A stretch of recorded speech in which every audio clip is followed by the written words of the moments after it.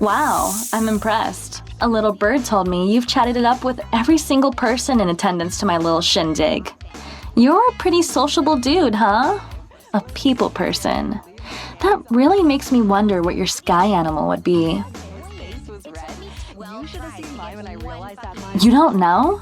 Well, I guess it is a pretty well-kept secret. Sky animal tracking is the crazy old study of reading the sky and connecting with the animal that you see in the clouds or the stars.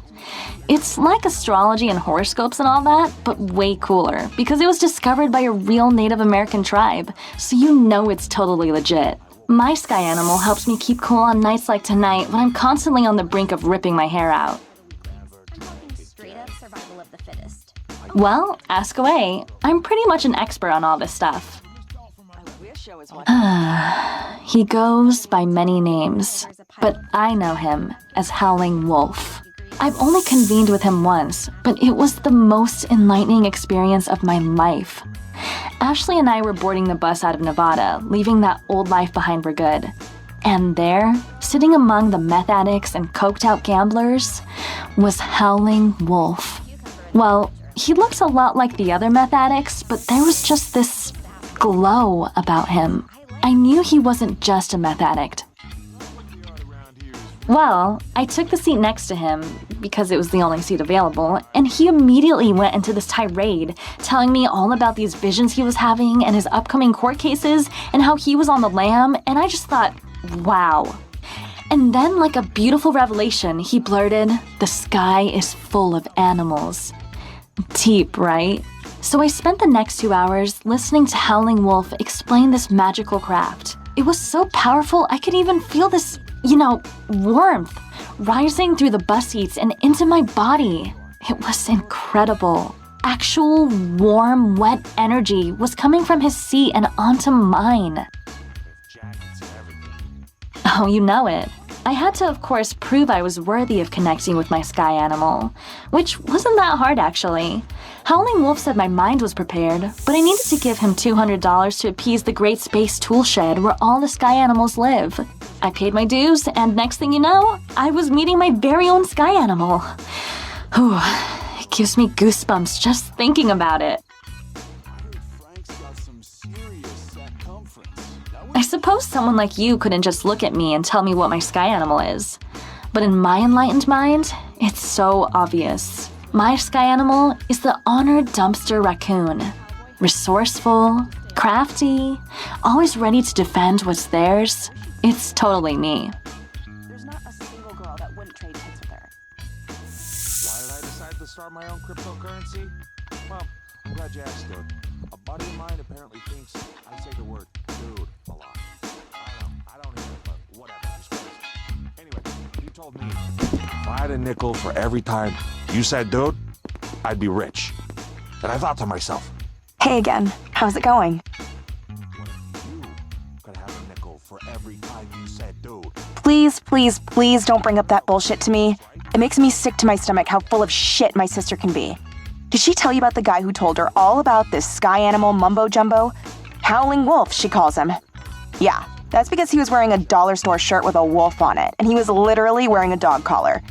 He wasn't a prophet. He was a meth head furry. Surreal. Moving away from all of my friends. I'm not interested in learning what is and isn't a furry. All I know is that my sister, once again, is trying to look all cool and hipstery by jumping on this bandwagon full of bullshit that nobody else knows about. Again, so she can stand out in a crowd. And borderline unachievable. Oh, I heard the word sky animal, and I knew I had to come see what you guys were saying about Madison. I love her to death, but man, that shit is far, far out there, brah. Like, off this fucking planet. Although, I guess that would make sense since the animals live in the sky. I don't think they ever Huh. officially welcomed me. They just kind of silently. Do you see now? Patrick even thinks this shit is ridiculous. And Patrick buys used thongs of strippers off the internet. Shit. Now you're making me question everything. Oh, low bro, Ash. Don't word it like that. You know that stuff only goes up in value the longer I have it. Serious dude to do dominance combat in any other It's been this way since we got on that fucking bus and left our dusty grundle of a hometown behind. She's trying to reinvent herself. Where we grew up, Madison worked at the chicken hole and bejeweled her jackets. Now she's into art and books and movies that have subtitles. It's all bullshit. 27 cents from There's also that timesheet.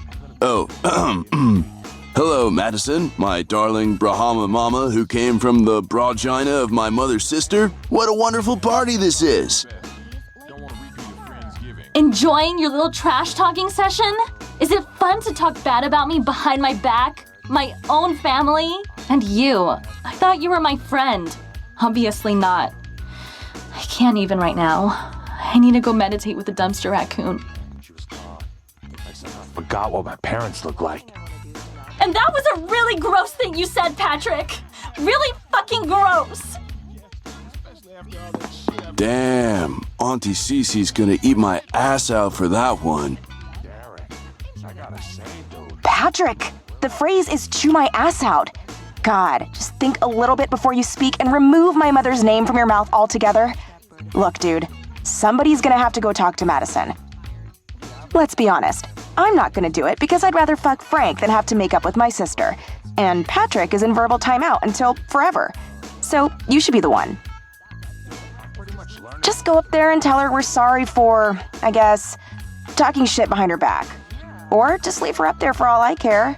I'm kind of glad she heard what we said, so maybe she just needs time to think. Do whatever. I'm gonna not give a shit about this anymore. Patrick, do not mention my mother for the rest of the party, and you can still crash on the couch tonight. That's a big 10-4, Ash. Good luck, brah. On the other hand, my huge knockers slap against my thighs, chafe with sweat, and get uncomfortably squished all the fucking time.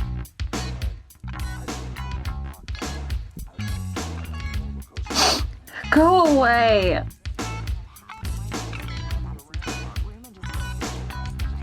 Come in, I guess. So if you smell anything, no, it's definitely not me. I've got some moves, baby. When I was in the garage, You here to talk some more shit on me, cool guy? I stared deep into his eyes. I think he shared a vision of himself. I know what I heard. I'm not crazy. Here I was thinking you were a pretty cool dude, and next thing I know, you're cozied up next to my witch of a sister and my fuckhead of a cousin and just talking all that shit. I mean, is that your way of making friends?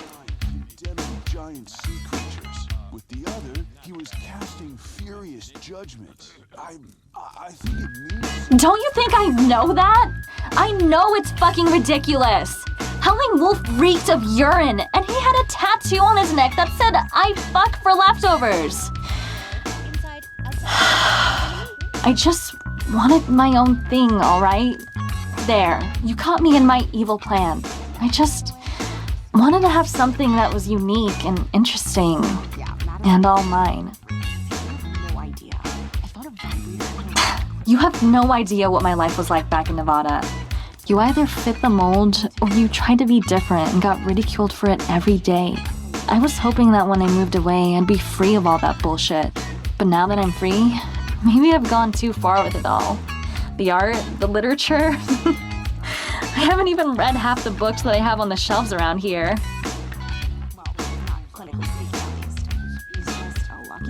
I guess I'm still trying to figure out who I am. But still, you're right. I shouldn't go flaunting this image of myself that I think people will like. It's just... whatever. I'll figure it out. I'll be the first to say it. We looked better. I'll be. That's pretty comforting. I look around at people like Rachel and Derek, and they all seem to have it so figured out. But then I remember Derek's little brother got arrested for slinging meth, and Rachel believes we're living in a virtual world where people are controlling our actions through a screen. Pretty crazy, right? Just so you know, I'm not one of those girls who looks for the first dick to jump onto when they're feeling down. In other words, I'm not gonna fuck you. Not right now. But you've been a really good friend. I'd like to repay that favor if I can.